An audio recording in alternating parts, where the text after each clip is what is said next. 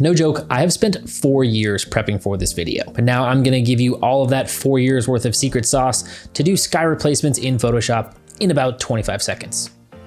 Let's get into it.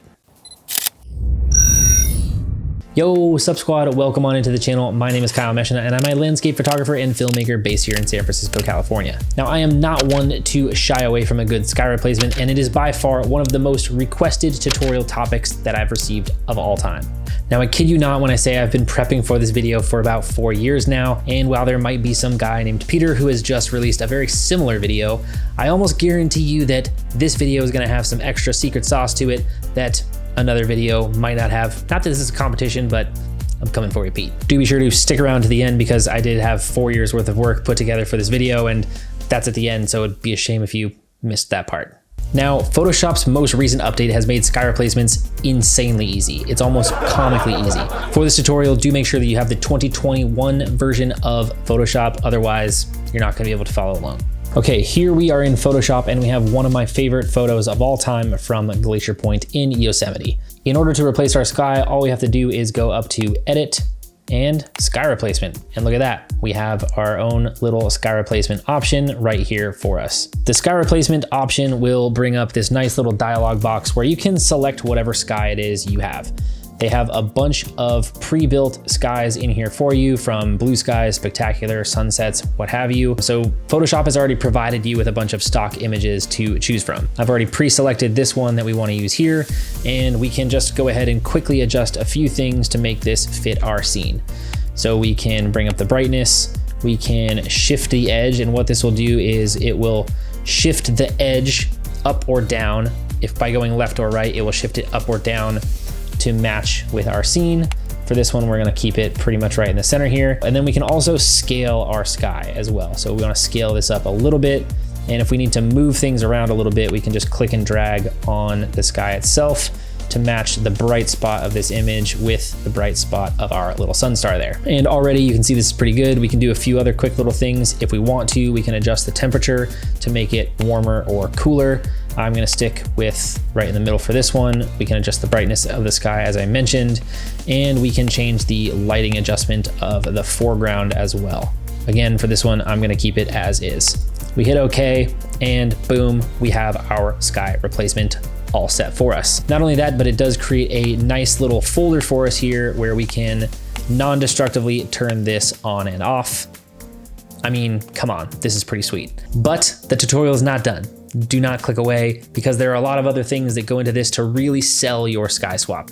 Not every sky swap photo is created equally. To sell your sky swap, you have to use the right sky file. You have to match the lighting of your sky with the lighting of your foreground scene, and that's really, really important. Not only that, but you don't really want to be using the stock photos that Photoshop is providing to you, because then your photos are going to look like everybody else's. So that is where my 4 years worth of hard work has come into play. Over the last 4 years, I have been traveling the world and taking photos of skies with the express purpose of bundling them all together and having them available to you guys. So that is what this video is all about. I've gone through and selected and copied out and cloned out anything that's in the way so that you have 40 plus pristine photos to use in your sky replacements.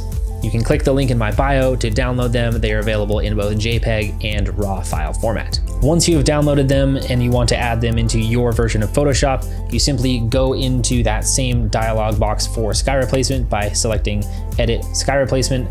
That'll open this up, and then on this little drop down box here, you can hit this plus icon, go ahead and navigate to wherever you save the My Sky files, and you can just simply one click open. Give it a new name if you want to, or if you want to leave it the same name, totally up to you. Hit OK, and that is now in your sky file library for future use. Honestly, this one also looks pretty good. We could go with this one too. Okay, so once you've downloaded the sky files from the link in the description below, you've installed them into your version of Lightroom, how do you go about deciding which one is the right one to use? Not all sky files will work for all foregrounds. So let's take a look at a couple of examples real quick, and we'll see what is a good example to use and what's a bad example to use. Okay, so taking a look at this example, we see that our direction of light is coming in from kind of top left to bottom right. So if we were to pick our sky file, we would have to be choosing one that goes in the same direction. So here's a bad example. The sky here is actually coming from this direction. It's coming directly towards the camera. So if we were to use this, technically we have two different angles of light, and that's a total no-no. So make sure that you're picking a sky file that follows that same direction of light. So you need to analyze your foreground photo and determine which sky file will work for your particular sky replacement. Let's take a look at an example of another one that does do the right job of the sky replacement. So in this instance, our foreground light source is coming also from left to right. And so therefore we'll need to choose a sky file in which the sky is also coming from left to right. So I've gone ahead and done this ahead of time. This sky file is available in the sky bundle in the description below. So all of the light sources is coming from the same direction. We could take this then a step further by adding to that light source, doing a little bit of dodging and burning, and boom, we've enhanced the look and feel of the light all coming from that same direction.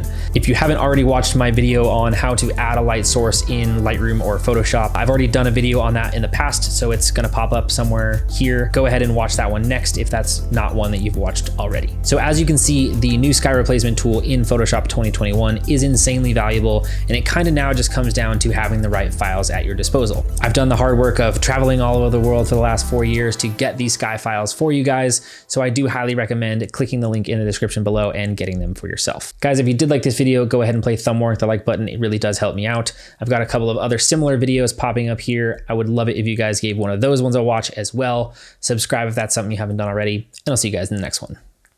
We're still accepting applications for the commenter of the month. Drop your application below. We'll give you a shout out at the end of the month. All right, I'm done.